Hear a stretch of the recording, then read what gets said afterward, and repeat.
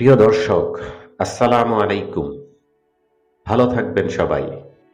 দর্শক, জীবন চলার পথে রিজিকের পেরেশানিতে পড়েনি এরকম মানুষ খুব একটা নেই।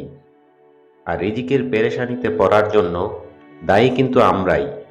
কারণ আমরা ভুলে যাই যে রিজিকের মালিক একমাত্র আল্লাহ। সুতরাং তার কিছু হুকুম পালনেই এই রিজিকের পেরেশানি অর্থাৎ টাকা পয়সার অভাব দূর হয়ে যায়। বিভিন্ন হাদিসে এই বিষয়গুলো উঠে এসেছে। সব মিলিয়ে আমরা ৬টি উপায় কিংবা পথ খুঁজে পেয়েছি। ইনশাল্লাহ বিষয়গুলো পালনে আপনার রিজিক বৃদ্ধি পাবে। তাহলে চলুন ৬টি বিষয় সম্পর্কে কিছুটা বিস্তারিত জানি।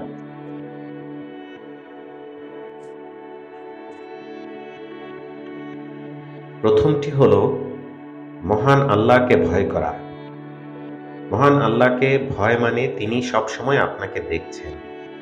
আর যেহেতু রিজিক উনার হাতে, সুতরাং রিজিক আহরণে কোনো রকম অন্যায় কিংবা মিথ্যার আশ্রয় না নেয়া। দ্বিতীয়টি হলো আগে নিজে চেষ্টা করা, তারপর আল্লাহর উপর ভরসা রাখা।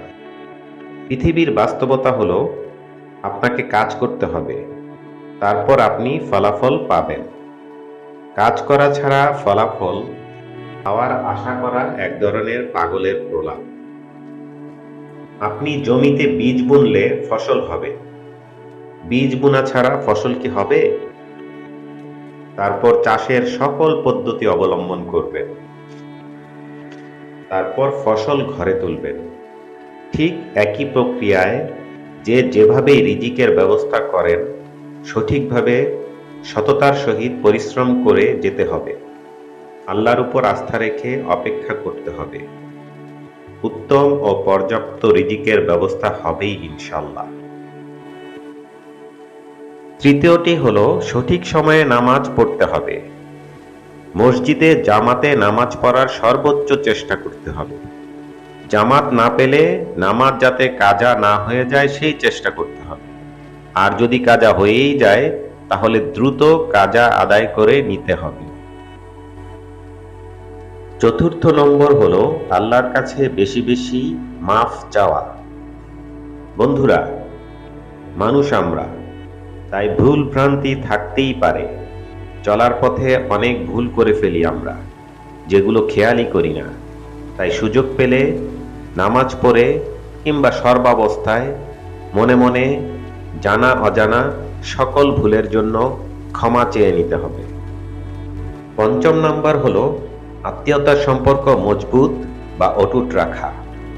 আত্মীয়দের সাথে সম্পর্ক রাখতে হবে। গরিব আত্মীয় স্বজনের খোঁজ খবর নিতে হবে। যতটুকু পারা যাবে সাহায্য সহায়তা করতে হবে। ষষ্ঠ নম্বর হলো আল্লাহর সন্তুষ্টির জন্য বেশি বেশি দান করতে হবে। বন্ধুরা, আমরা জানি দান খয়রাতে বিপদ দূর হয়, তাই সামর্থ্য অনুযায়ী আমাদের সবাইকে দান করতে হবে।